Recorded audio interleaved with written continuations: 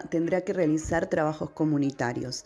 El actor llegó a un acuerdo con la denunciante. Fabián Llanola deberá hacer trabajos comunitarios y tendrá que asistir a un curso sobre violencia de género en el marco de la causa por abuso sexual que le había iniciado la locutora Viviana Aguirre en 2019. La resolución judicial estableció que no habrá juicio porque ambas partes llegaron a un acuerdo en una audiencia.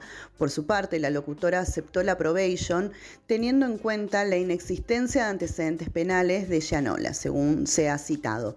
Aunque desde el tribunal remarcaron que la probation no resuelve definitivamente la situación del procesado porque deja abierta la posibilidad que ante cualquier incumplimiento se avance hacia la celebración del juicio.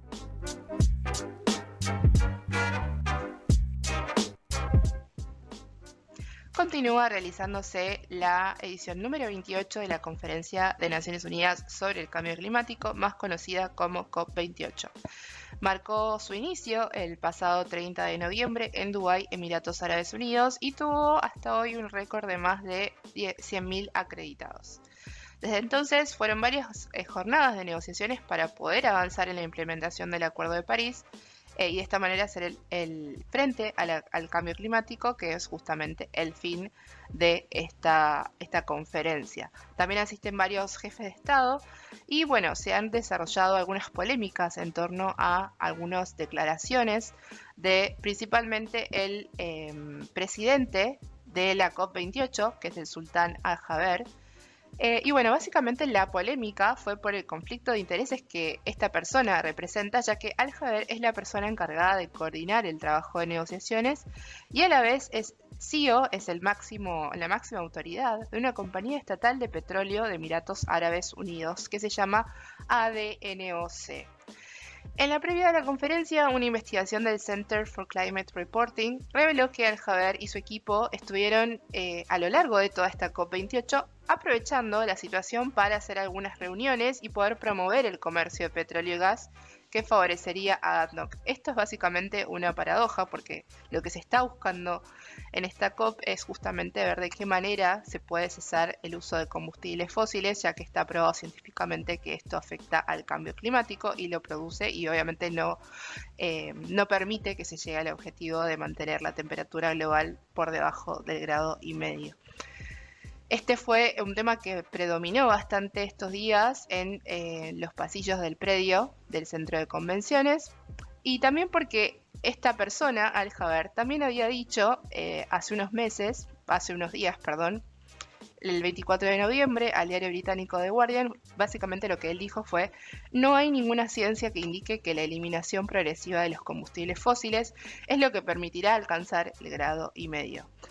Esto se hizo sentir bastante molesto por el grupo sobre todo de intergubernamental de expertos sobre cambio climático, más conocido como IPCC. Y bueno, salió a defenderse argumentando que bueno, que respeta la ciencia, pero que también está en favor de continuar con la industria de los combustibles fósiles, haciendo algunos cambios, como por ejemplo incorporar tecnologías de captura de carbono. Y a todo esto dato de la presencia de este sultán que es pro combustibles fósiles, se suma que en la COP28 salió la información de que asistió un récord de 2.456 lobistas de la industria que más emisiones generan y que podría generar una incidencia en las decisiones finales de la COP28 a favor de la necesaria acción climática o a favor de quienes quieran continuar con todo lo establecido hasta el momento. Y finalmente esta semana se espera que ya culmine esta conferencia de las partes que se está realizando en el centro de exhibiciones de Dubái. La idea es poder retomar el trabajo de la primera semana y poder dar lugar a la segunda semana, que es justamente la más importante porque a través de todas las discusiones se pasa a la búsqueda de consenso y finalmente a la toma de decisiones para desarrollar un documento que quedará como evidencia de lo hablado durante estos días. Si bien la fecha prevista es el martes 12 de diciembre, se espera que pueda llegar a requerir un tiempo extra para ponerse finalmente todos de acuerdo.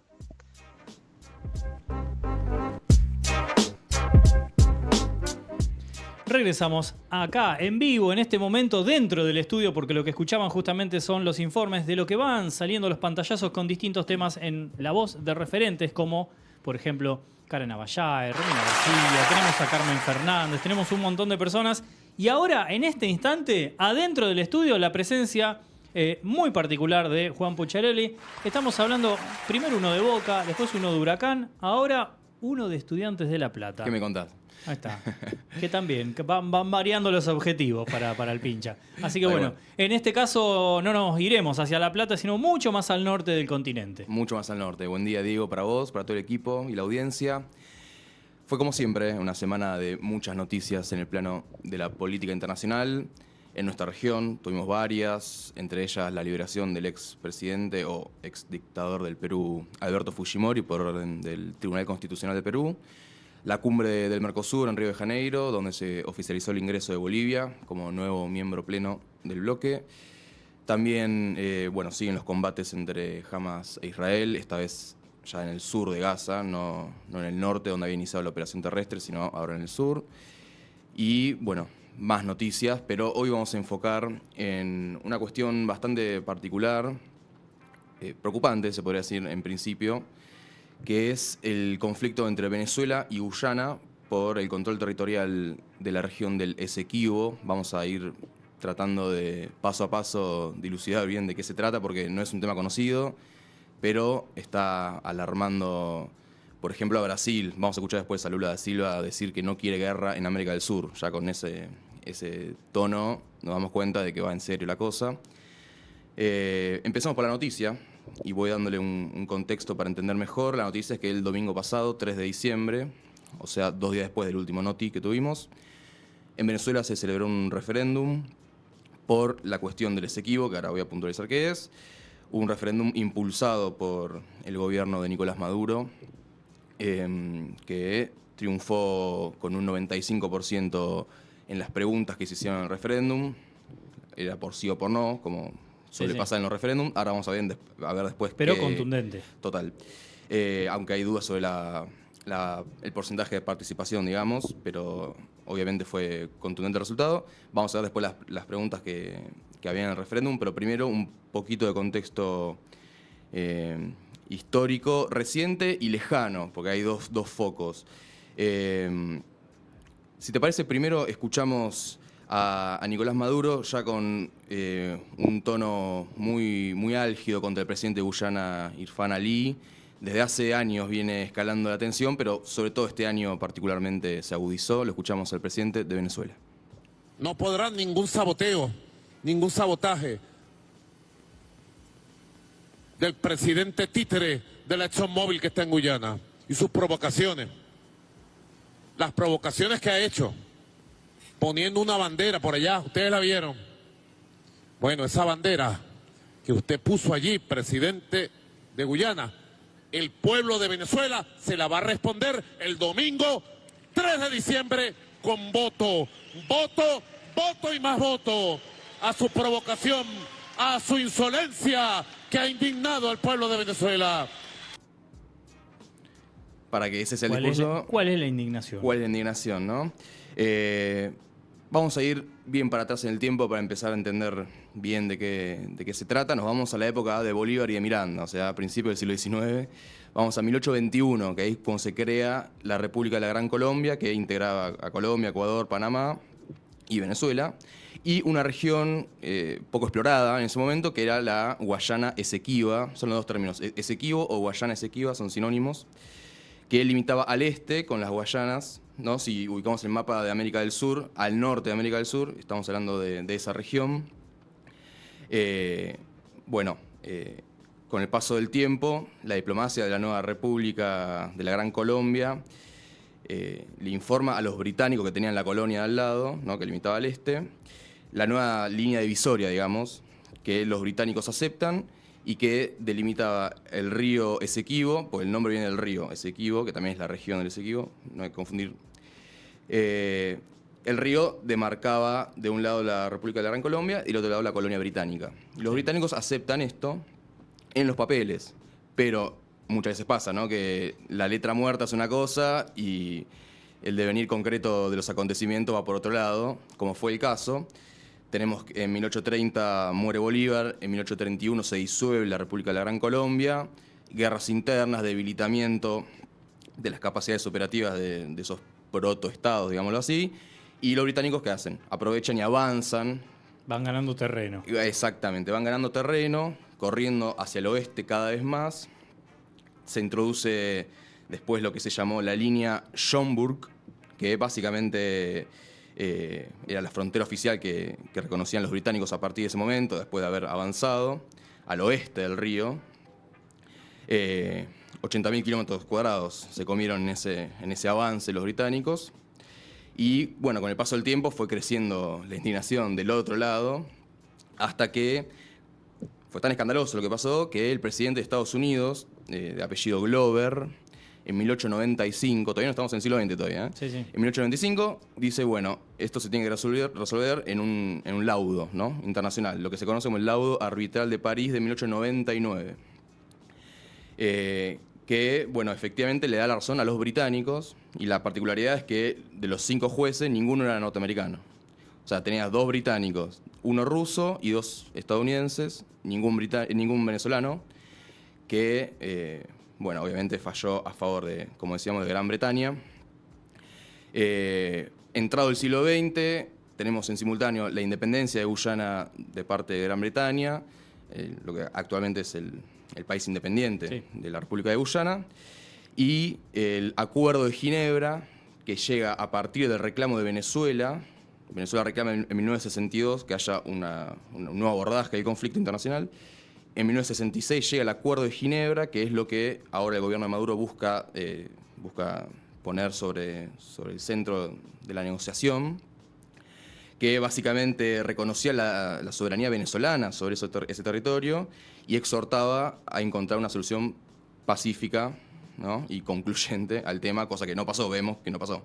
Pero bueno, a partir de entender un poco mejor esto, podemos leer, por ejemplo, una de las preguntas del referéndum del domingo pasado, que decía: ¿está usted de acuerdo en rechazar por todos los medios, con forma de derecho, la línea impuesta fraudulentamente por el laudo arbitral de París de 1899?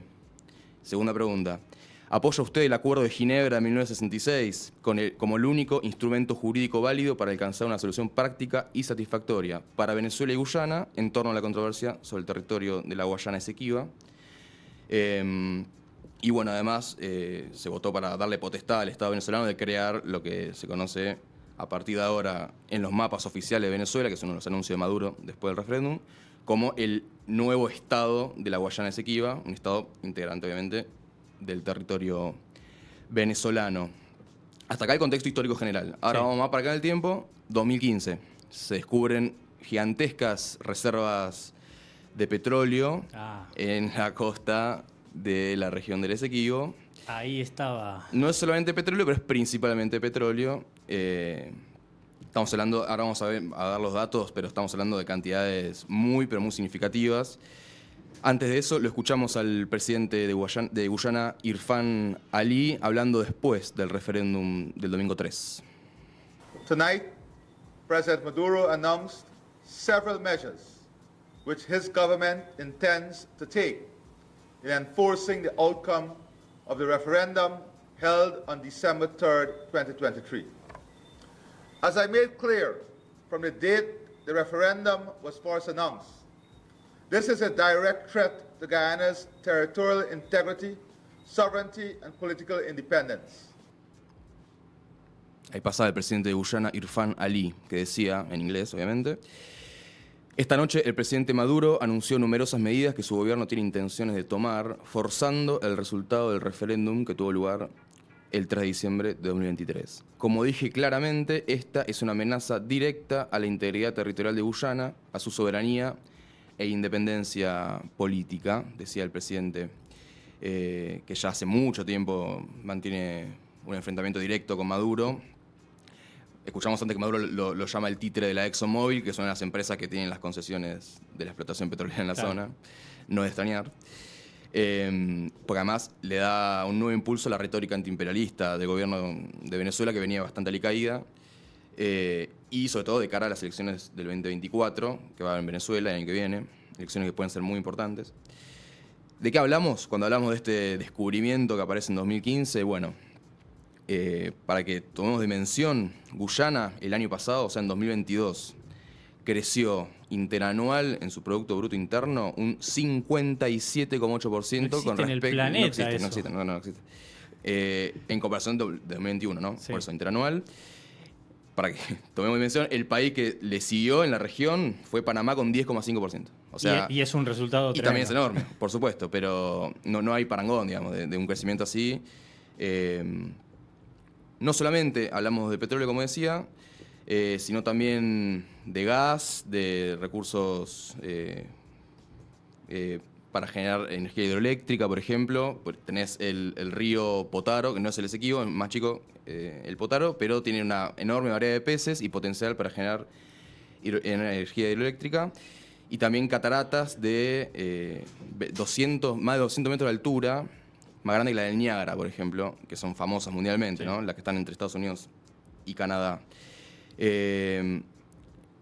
La región exacta de discordia, o el punto exacto de la discordia, es el bloque de petróleo y gas de 26.000 kilómetros cuadrados que está frente a la costa atlántica, no en el territorio propiamente dicho, sino en la costa atlántica. Se llama Stabroek. Y la mayoría de esa parte está en las aguas territoriales que están disputadas entre ambos países. Otra cosa, estamos hablando de 2/3 del territorio guyanés. No es un cachito, ¿no? O sea, 2/3 del territorio de Guyana actual es demandado o disputado por Venezuela. Lo cual tiene todo el sentido del mundo que el presidente de Guyana salga a defender el Sí, territorio. básicamente es defender el país entero. Exacto, más allá de las controversias históricas que vengan Sí, de la época sí, de sí. Bolívar, el tipo gobierna su país, ¿no? Y tiene sentido que se defienda. Vamos a escuchar de vuelta a Nicolás Maduro anunciando después del referéndum del 3 de diciembre más medidas en torno al referéndum y a su consecuencia.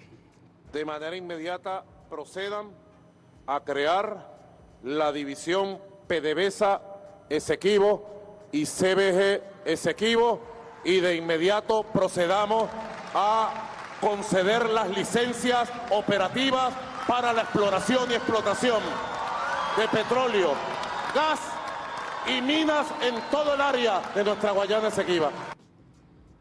Bueno, un poquito fuerte. ¿eh? Ujú. PDB es petróleo de la petrolera de Exactamente, Venezuela. las empresas de justamente. petróleo y gas Sí. de Venezuela. Estamos hablando, además de Sí, lo que trabajo son- directamente extractivo sobre el otro territorio. Sí. Todo esto es declamativo, ¿no? Porque hay un control territorial efectivo que ejerce el Estado de Guyana que no se resuelve ni con un referéndum ni con intercambios verbales. Sí. Habría que tener, habría que avanzar, me refiero, en una invasión militar para tomar control efectivo Sí. de un territorio que vos no manejás más allá de que tengas un referéndum a favor. Sí, es básicamente es una invasión. Exacto, y ahí nos metemos en la parte más oscura del tema, que es la preocupación que hay. Recién mencionaba a Lula. Lula es presidente del Consejo de Seguridad de la ONU desde hace algunos meses. Hoy viernes está tratando el Consejo de Seguridad de la ONU el tema Venezuela-Guyana. Lo escuchamos al presidente de Brasil expresándose sobre el conflicto. Considerado útil, o Brasil e o Itamaraty estará à disposição para sediar qualquer e quantas reuniões forem necessárias. Dito isso, eu gostaria de dizer que nós vamos tratar com muito carinho, porque se uma coisa que nós não queremos aqui na América do Sul é guerra. Nós não precisamos de guerra, nós não precisamos de conflito. Decía el presidente de Brasil.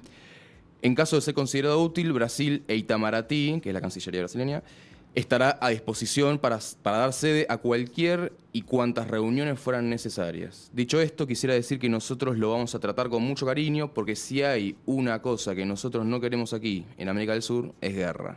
No necesitamos guerra, no necesitamos conflicto.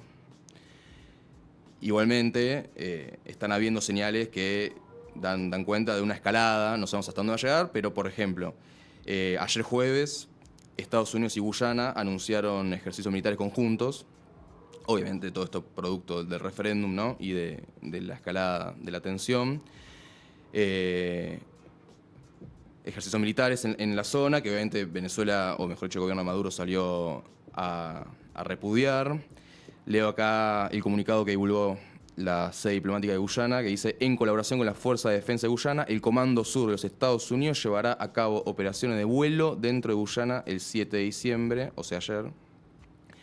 Y habla de compromisos y operaciones de rutina para mejorar la asociación de seguridad entre los Estados Unidos y Guyana y fortalecer la cooperación regional. También habló Anthony Blinken, jefe diplomático de Estados Unidos, ¿no? Sí.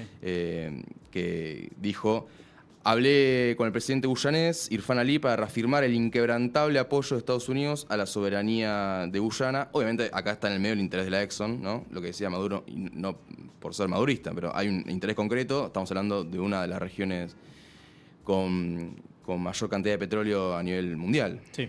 Ya las cifras que decíamos antes son elocuentes. Hasta acá las novedades o lo que fue ocurriendo en torno al asunto.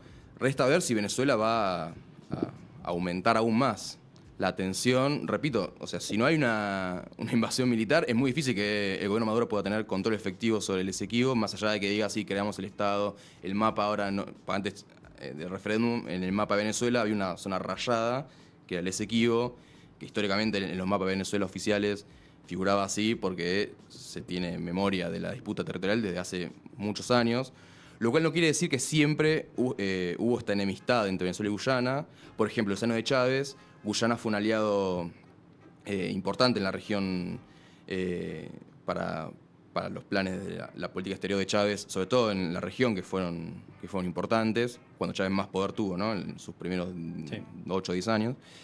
Pero todo cambió en 2015, ¿no? Con el descubrimiento del petróleo. Y el mapa petrolero va a hacer que más de un país esté ahí poniendo el ojo y atención, y bueno, y la escalada, esperemos que no se dé, pero están las fichas puestas. Sí. También hay que decir que Venezuela no tiene un poderío militar muy importante como para temerle, pero lo que se hay es una retórica incendiada, ¿no? Sí, tal cual. Y ahora Maduro se siente respaldado por el referéndum. Tal cual. Bueno, sorpresa de tema trajiste hoy, sí, Juan, porque mucha gente no estaba al tanto de este problema incipiente. Y bueno, yo tampoco, debo decirlo, yo tampoco hasta hace un mes. Sorprendido totalmente. Y si hay novedades, obviamente acá lo tendremos en tu palabra, acá en el noticiero. Así Juan, es. ¿a dónde hay que seguirte? Bueno, en Twitter, en Instagram, Juan Pucciarelli, WCWL, ahí me pueden seguir. Muy bien. Nos vemos la próxima. Y nosotros nos quedamos atónitos y pensando justamente en esta problemática. A ver, ya tenemos conflictos por todos lados. Lo único que faltaba que América Latina llegue a alguno de este tipo. Sí. Por lo pronto vamos a descansar, a bajar un cambio con todo. Vamos a escuchar justamente el flash informativo, un resumen muy breve con lo que hay que saber este viernes y música para levantar la jornada porque no viene el finde. Ya estamos en finde. Así que flash, música y ya entramos en la segunda hora de este noticiero de viernes.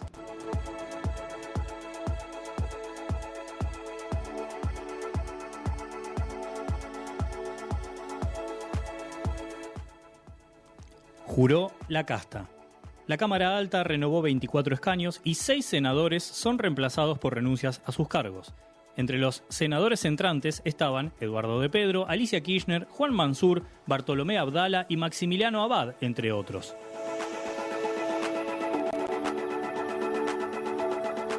Mercosur grande. Bolivia fue integrado como miembro pleno al Mercosur. Además, continúan las gestiones para negociar un tratado de libre comercio con la Unión Europea. Sin camiones. Por el fin de semana largo, se prohibió la circulación de camiones en autopistas y rutas en todo el país. La medida es para favorecer el tránsito de vehículos y refuerzo de la seguridad vial hacia los puntos turísticos.